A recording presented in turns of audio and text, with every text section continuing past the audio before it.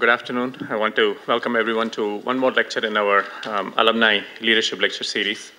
I think the bulk of the talks that we have been having have had to do something with career directions or entrepreneurship. And so this talk represents a little bit of a departure from the usual run of talks. We're very fortunate to have Mr. J.Gopal here with us. He is a former advisor, technology, for the Department of Telecommunications. He has a B.Tech in electrical engineering from IIT Madras in 1973 and an M.Tech in electrical engineering in 1977. He joined the Indian Telecommunications Service in 1974. He also has an MBA in operations management. He has served in various capacities in the Department of Telecommunications and MTNL. He was deputed abroad as a telecom expert by the United Nations. He has served as executive director of MTNL Mumbai, spearheading the overall operations, growth, and development of the MTNL Mumbai unit.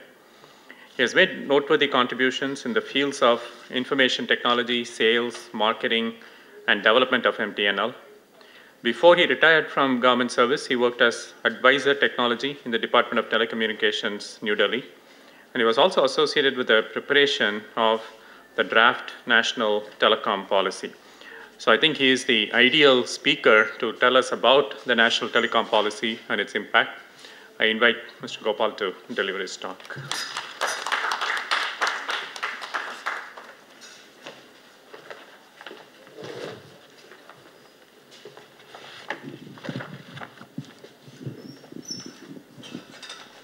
Thank you, sir. And I welcome you all to this small presentation on the National Telecom Policy.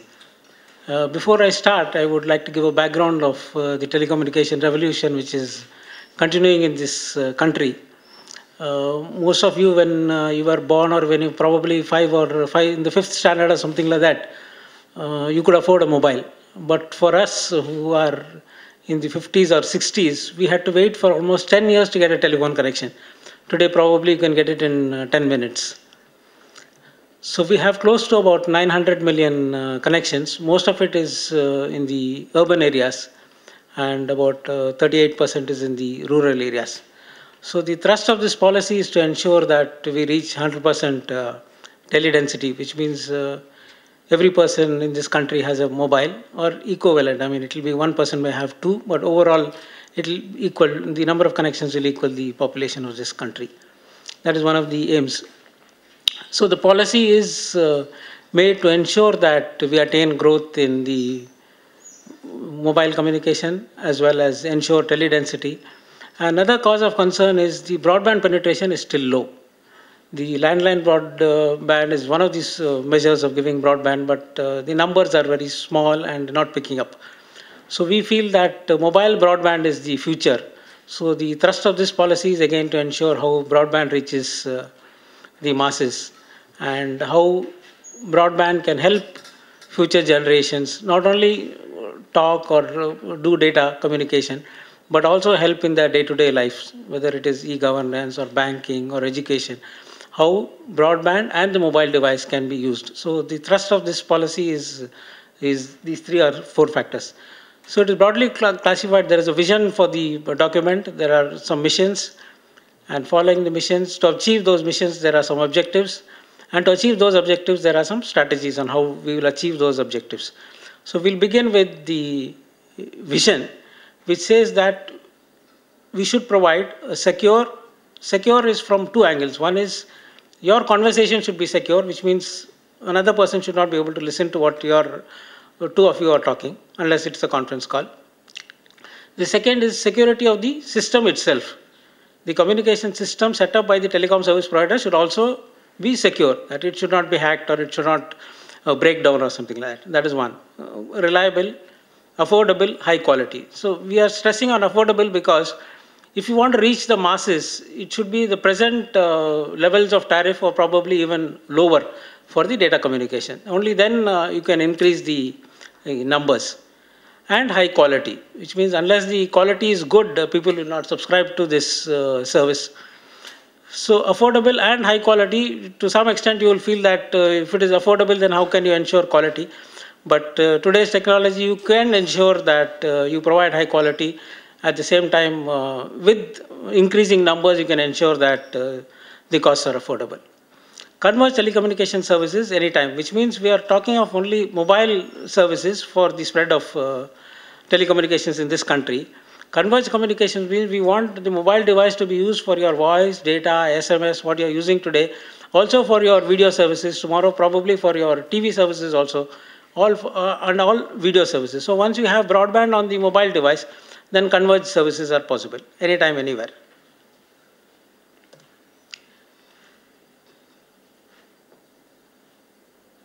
What happened? Okay, so there's a gap there.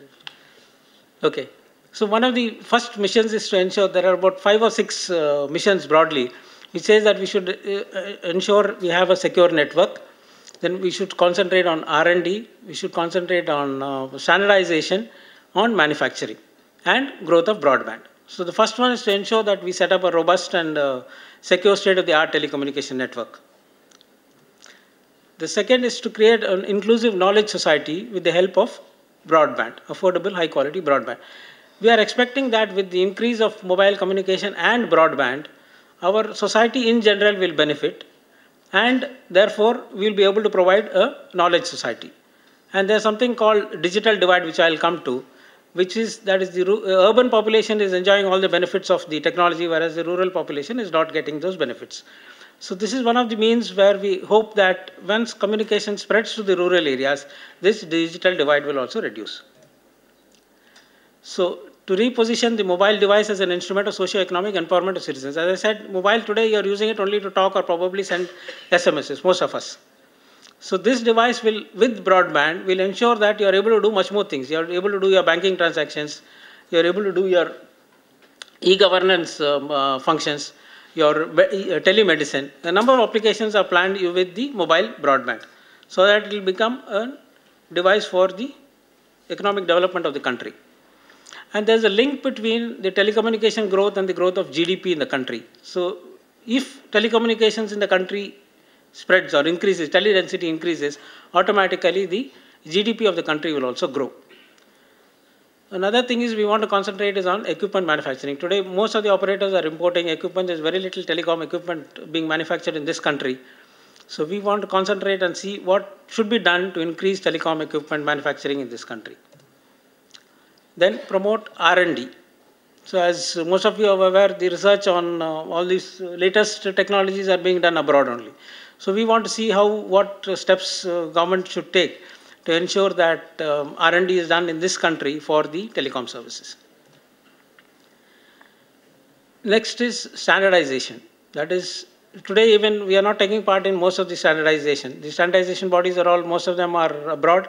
We just take their standard, somebody makes that equipment, we bring that equipment here, install it, and start using the services. So to begin with, we want to set up a TSDO, that is a Telecom Standards Development Organization. So which will ensure that standards are made not only for the Indian conditions, but also for the global markets also. So once we have the standards, then we can do an R&D and then start production and then start using the equipment.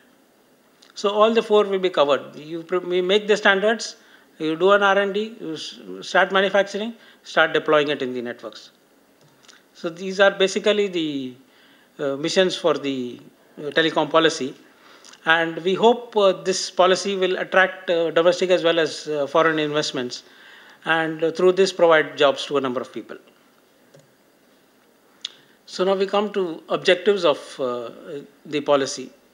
So some of them will repeat actually, because what is your vision will be carried forward in the missions, and what is the missions objectives will take over, will go in further detail into the objectives.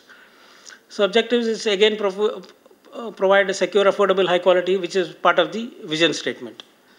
Now objectives will go into a little deep and tell what are the objectives in quantitative terms.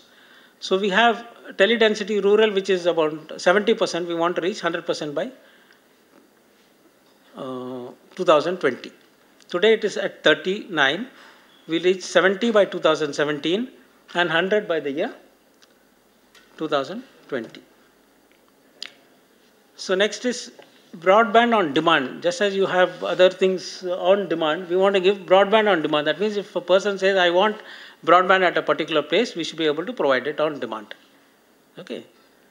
And to achieve, today as I said, the broadband growth is very low. So we want to achieve 175 million broadband connections by 2017 and 600 million by 2020.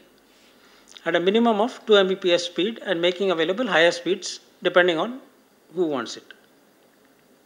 You may feel 2 Mbps itself is very low, but when you consider that it has to be given on a mobile platform, considering the difficulties in the mobile broadband, 2 Mbps if you get, I think in a rural area, it should be, people should be quite happy, I think.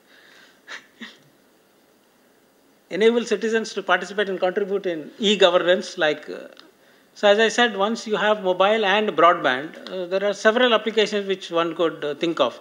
In the health sector, in the education sector, in the employment sector, governance sector, banking sector.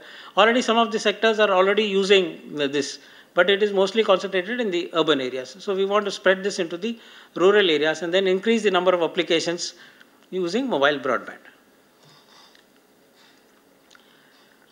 Provide high-speed and quality broadband access to all village panchayats. Today you will find that most of the villages are not having broadband.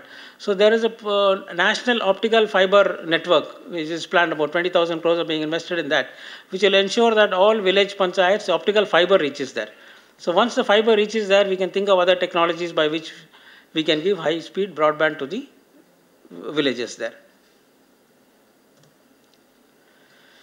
Then promote innovation, R&D and manufacturing. So as I said, we are weak in all the three today. In the telecom sector, probably in the software industry we are good, but in the telecom sector we are manufacturing very little, we are doing very little R&D and not involved much in the standardization processes. So this policy will ensure that we concentrate on all the three. So to achieve this manufacturing and the R&D base, it is proposed to create a fund for, from the government so that we fund the R&D, the IPR creation, entrepreneurship, manufacturing, and then commercial deployment. So these will be the stages where you do an R&D, you create an IPR. IPR is intellectual property rights, where you create that and then some entrepreneur comes in, starts manufacturing, and then it is commercially deployed. So this again is after we get the funding to promote an ecosystem so that we are able to utilize those funds and ensure that R&D, IPR creation, standardization, etc. takes place.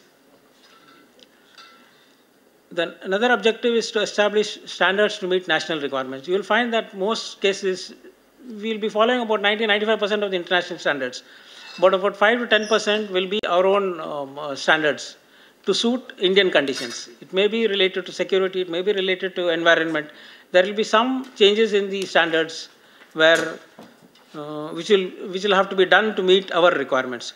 To ensure that we prepare standards for not only our needs, but also for the international global standards, and participate in international standardization bodies so that we are able to form global standards.